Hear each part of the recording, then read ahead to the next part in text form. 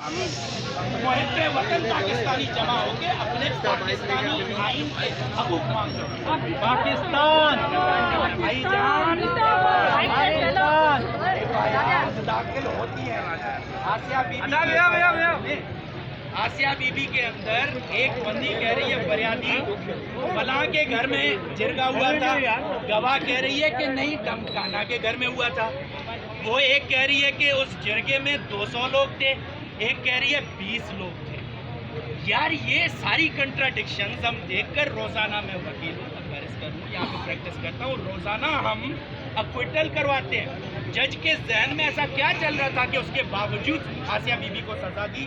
High court نے سزا دی، supreme court آ کے کہہ رہی ہے کہ بھائی یہ کنٹراڈکشنز کیا کرو گے اس کا؟ اس نے جا کے ریلیز کیا ہے۔ تو کہنے کا مقصد یہ ہے کہ یہاں پر اسلام سب سے پہلے میں فالو کرتا ہوں، لیکن محمد پاک صلی اللہ علیہ وسلم کا اسلام وہاں پہ جبر نہیں تھا، زبردستی نہیں